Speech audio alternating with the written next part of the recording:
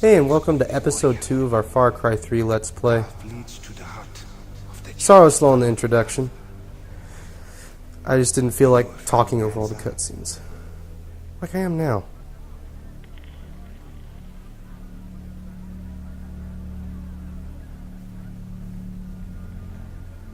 Where am I? So this is one of the main characters in the game here, Dennis. And this is just a personal thing. I think he's supposed to be compared and contrasted to the main character throughout the game, and you'll see why. Don't want to spoil too much. It is brave to swim a storm, but to sunbathe on a beach with pirates, insanity. Yeah, it seemed fun at the time. Oh, I had a pocket knife. Oh, I'm sorry. You have the right to take my life. I do? But no, I will also take yours. Well, I won't do that then. I mean, you kind of saved mine. I don't see where that right came from. Thank you. Mangao, lava, lava. Those two weapons we just saw are the two melee weapons that you start with in the game if you have the Hunter DLC pack. If you don't have the Hunter, all you get is the machete. And the knife on the right, which is a ceremonial knife, is more powerful than the machete. Listen. When you use a basic melee attack, it'll kill an enemy in one shot instead of two. My younger brother and 4 other friends. Come with me. So you'll help me. No, you can only help yourself. I'm going to free you. Okay, Liberian Morpheus.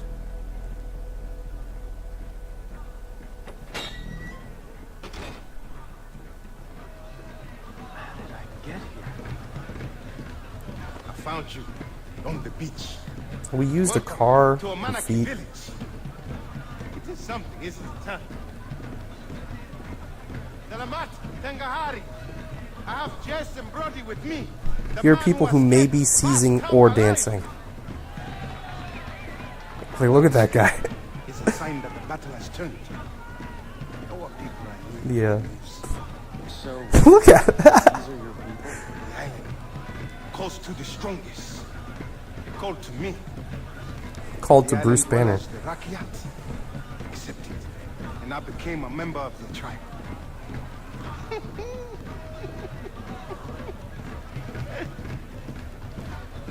They are something, aren't they? Well, from a philosophical perspective, they have to. Oh. Yeah, they're Have pretty anyone I hot. choose. But my will is set on one woman. Katy Perry. Here. Cash for weapons. Oh, You want to save your brother, right? I've never shot anyone before. What do they say in Dude. America?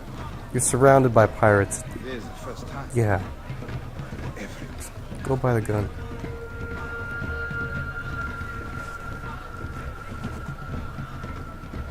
So, you'd think these gun shops are where you buy guns most of the time. They're not. Also, we get this mysterious confidential message. Essentially, this is a character who we'll meet later, and in the game canon, he's the one that sends us the little information blurbs about different items we get in the game. And that Grant Brody pressed escape is an information blurb on our brother who just died. So we have $60, exactly how much we need for the 1911. All the other weapons are locked until you buy the 1911. You can't even look at the other weapons. Here's how it compares to everything else. It's pretty much shit, even among pistols, which are shit. So let's buy it. We only have one weapon slot right now because we haven't cracked anything. So we can see all the weapon categories right now, and it would just take up pretty much the whole video to look through them, or a very significant portion of it. So all we're going to do is switch to the tribal knife from the machete, and we're going to call it good. And as you can see, that's the machete Dennis was using in the knife that was in the table. Get those radio towers online. If you don't, I can't get new stock in from the remote villages. And trust me, they got some top-notch gear you're gonna want. So this section of the game is, think of it as a second part of the tutorial. The first bit was stealth. Now we're delving into more of the meat of the game, how to remove scramblers from radio towers, how to craft and gather, and the essentials of combat. Scramblers block access. Our people have no use for devices such as And those. Dennis walks really How slow. about you? I don't even think he's wearing shoes, which may be the... Yeah, look, he's not wearing shoes. Scramblers are at the top. You gotta get Each shoes, tower man. covers a limited area. Climb them all and you will reveal the entire map. Like, you should know this better than I do.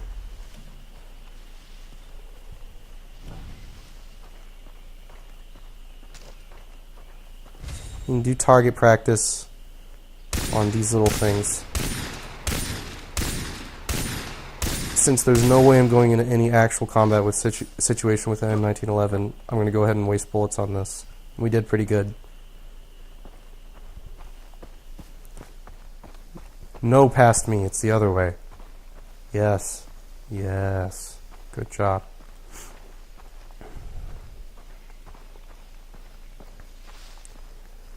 So, radio towers are almost always on an elevated area, and there's usually more than one way to them. There's usually a path, but most of the time you're probably going to wind up cutting through jungle and cheesing your way up mountains and so on. By the way, mountain cheesing is like vital in this game as a form of transportation. So there's the radio tower, and just barely see it through that canopy. I'm going to take my time through here because the environments in Far Cry 3 are really beautiful. This is actually on low and medium quality graphics. I don't really have the best computer in the world. I bought it in 2010. It's a stock computer. It's just not fantastic, and now it's starting to really show its age. Alright, so this is naturally the easiest radio tower to climb in the game. They can get really grueling at times. There's a snake there, and snakes are pretty much a nuisance. Also, they don't show up when you put your camera over them. The camera, I'll explain the camera later. It'll be much better demonstrated in a future video. These little loot canisters will usually hold money, ammo, and or a sellable item. And past me is currently wondering if there are any remaining, and there are not. So he will proceed to the tower post-haste. So these towers are always really rickety, but sadly, there's no like dynamic set piece stuff going on, like the bridge collapses at a certain point or like parts of the metal come off, but that's just nitpicking. They're actually really all well made and interesting to climb in their own right, and you always get a really good view at the top. That was Jason telling me not to look down and me telling him to go screw himself. So we're almost to the top here.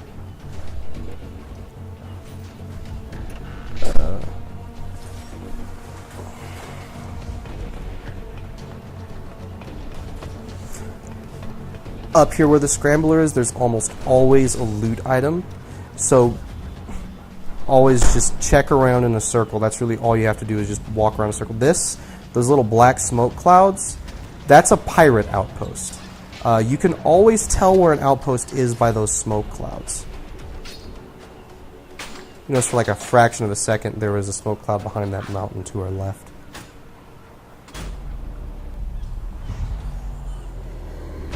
And you get these really cool scenes every time you undo a radio tower as well.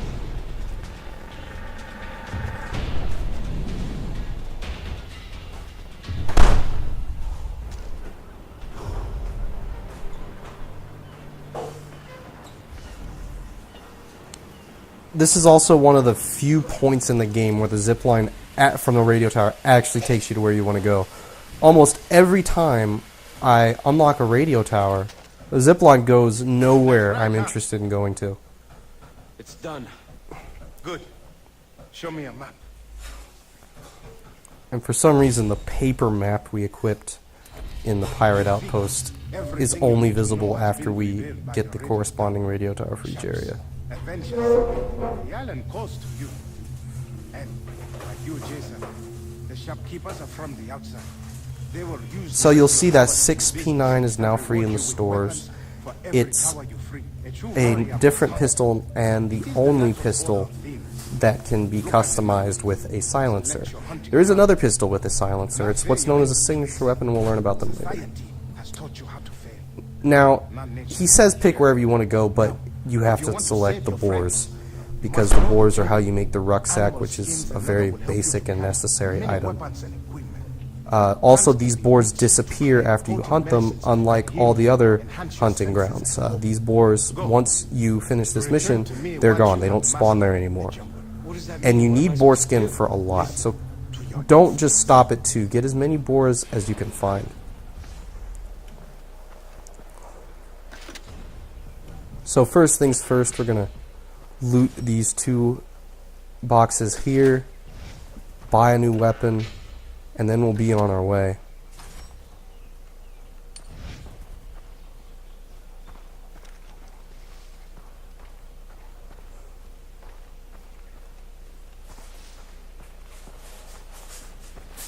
Oh, thank God.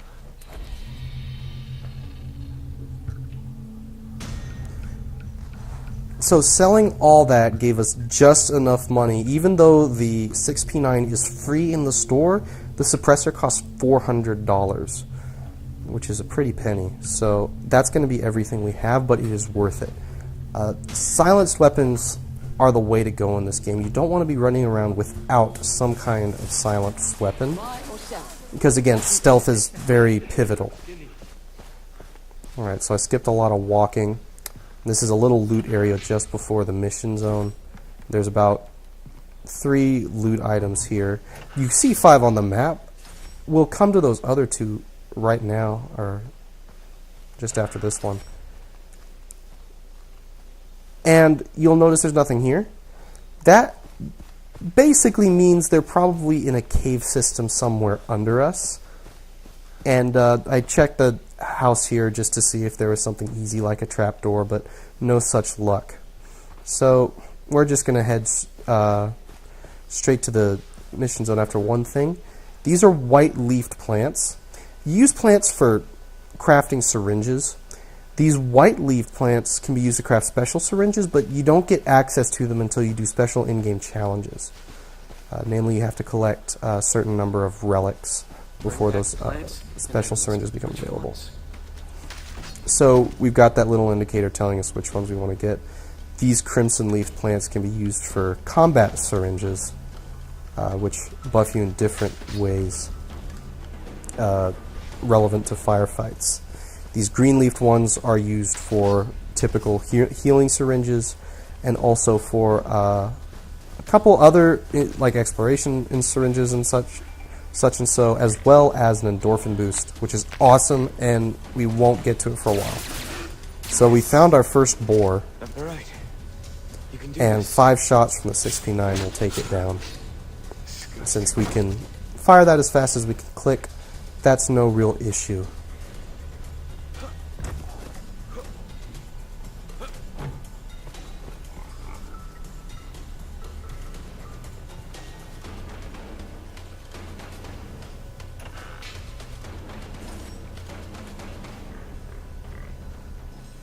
So, I originally thought there were just 2 boars here, but as you'll see in a little while, there's actually 4 in this area. Like, you can still hear one of them snorting around. You see, there's a 3rd one who's running off. If boars get cornered, they will attack, and if you get too close to them without seriously damaging them, they'll also become hostile.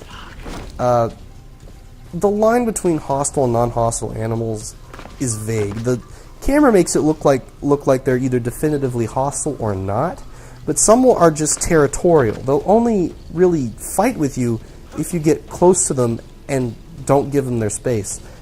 Others are actively predatory, and they'll chase you down if they even detect you're there. And the 3 territorial ones, as far as I see, are boars, these little ostrich things I can't remember the name of right now, cassowaries, that's them, just these little walking birds, and buffalo. And all those animals will only attack if you get in their face and stay there, or attack them first. And they will have a predilection to run as well, especially buffalo. So I'm sticking around here because I was pretty sure I heard a fourth boar running around.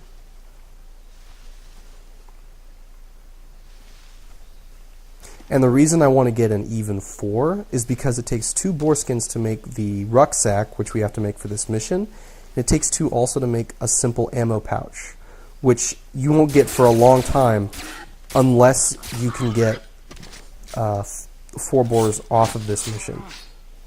And that ammo pouch is really, really necessary, because if you don't have it, ammo becomes a problem, especially if you're using automatic weapons. It's good to collect lots of green leaves. You want to bias yourself towards green leaves in favor of others if you're worried about inventory space. So this is what happens if you just try to walk back to base. You get a warning. It really wants you to use the fast travel here. So we're going to fast travel to Amanaki Town. I'm going to skip over the loading. We're back, and this is where you buy guns most of the time in this game, and where you do most of your selling to get rid of excess inventory items, like all these loot items. That one we just passed up was a conflict diamond.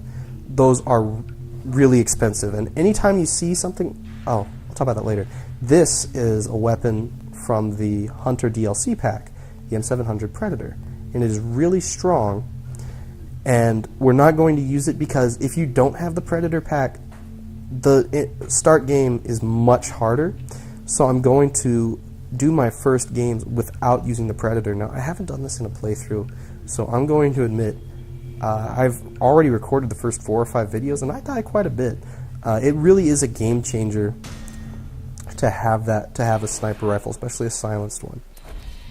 And this is me being dumb and not realizing that that is not actually a door. Good job, Blake.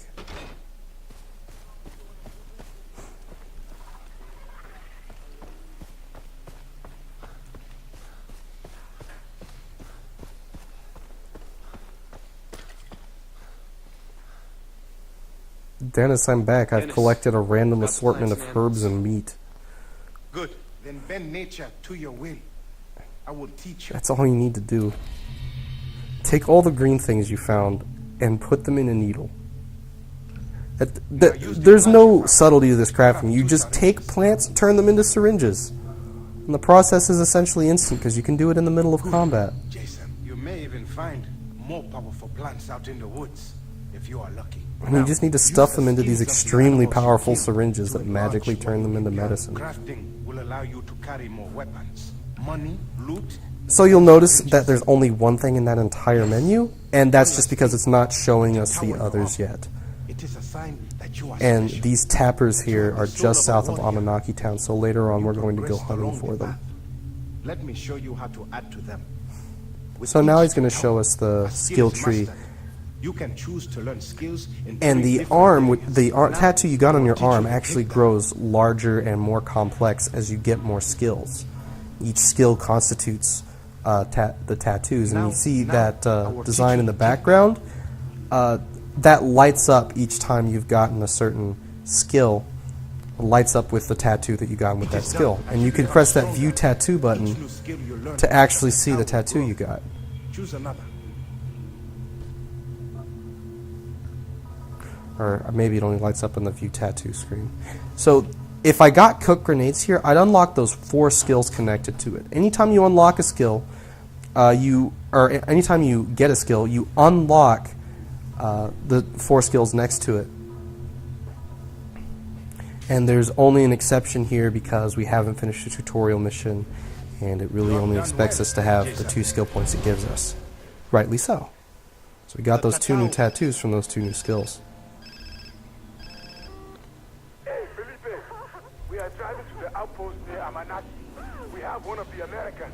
Come, have some fun. She'll take us to McDonald's. Lisa, Oh, shit. we have to get her back.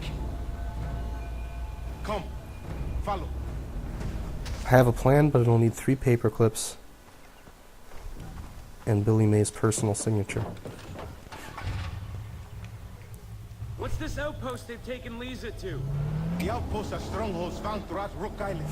Boss's pirates hold them to control the surrounding area. So Dennis is basically telling you about the outpost system, which is essentially how you slowly take over the map and how you unlock fast travel to different areas. Taking outposts from the pirates is key to reclaiming. Outposts essentially will spawn hostile patrols, which will go across the roads, and if they see you, they'll attack on sight. And they can be a real hassle. You'll see in a later video exactly why they're such a pain in the butt. But even if you're focusing on a particular thing, it requires you to go into an area where there are enemy outposts, you might want to consider taking them out first, because dealing with patrols can get really frustrating. It is time to fight. We are all equal, Jason. The difference lies in those who do not act. That is the difference. All right, let's do this. Alright, I was a little dumb here because I had forgotten to get extra ammo for my pistol, but that's okay because we don't really wind up using it a whole lot. So we pretty much just got this silenced pistol and 8 extra bullets. So a straight-on attack is out of the question, of course, and you can't shoot Dennis. I tried. I gave it my best, Free People. I don't know why I stared at that guy so long. Anyway, so we unlocked all our crafting items, so real quick here, I'm going to go ahead and craft our ammo pouch.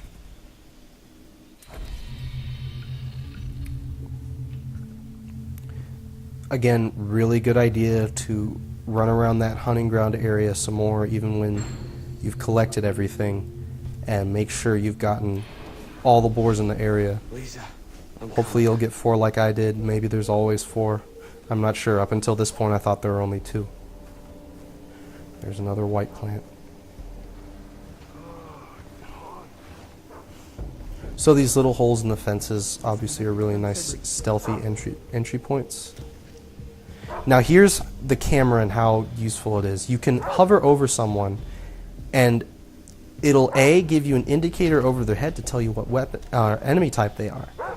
B, it'll show them on your minimap, and C, it'll show their silhouette through walls.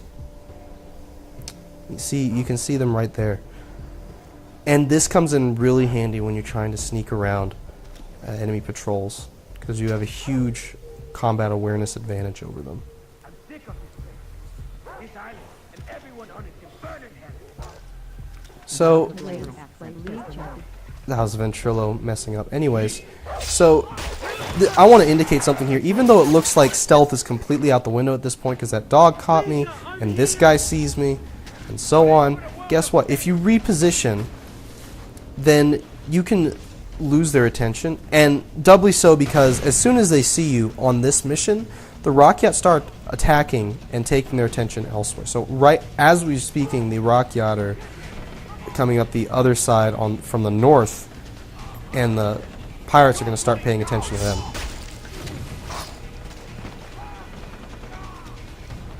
Pirates always have some amount of loot on them, so it's usually not as much as loot boxes, but it's still helpful. The 6P9 is very weak, so I wasn't willing to take that shot on that guy and grab his attention if it wasn't going to be a kill shot. This should also show you how useful the takedown is. It's an instant kill, and you can do it from quite a long way away. I think if, depending on the speed you're moving, the range will increase. So if you're sprinting, you can take down someone a lot further away than if you're walking slowly. Now, I'm not saying that from the wiki. I'm saying that from personal guesswork and experience. So if that turns out to be false and just how I happen to intuit the situation, don't crucify me for it. You got another skill point, but we're going to wait a bit before using it because we want to make sure we've looted all these pirates. And the future videos, I might cut out the part where I'm just walking around looting everybody because that's not too interesting.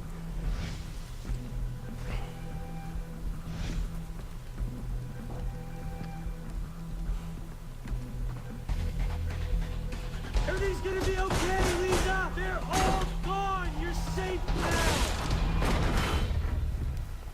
Apparently. Here. She's so safe she's invisible. Monarchy is under attack. You'll notice that that laptop is glowing. What that essentially means is that's a memory card pickup. Memory cards always transfer $250 into your inventory, and they also give you a little blurb, story blurb relating to the drug trade on an island. Thanks, man. Thanks, guy. I'm hecka worthy. We found one of your friends at the colonist's house. Dr. Earnhardt to the west. But do not worry. He's safe there. The doctor will be waiting for you. Yeah, Dennis is flat out lying to you here. Dr. Earnhardt's place is not remotely safe. I will radio you if we hear more. Keep your head up, Jason. The tribe is very impressed with you. I care? Somehow? Cool. It's not like I was signing up for a job. Anyway, so there's Dr. Earnhardt's house, past 2 active pirate outposts and a radio tower we haven't acquired yet. So that's going to be it for this video, and I'll see you guys in episode 3.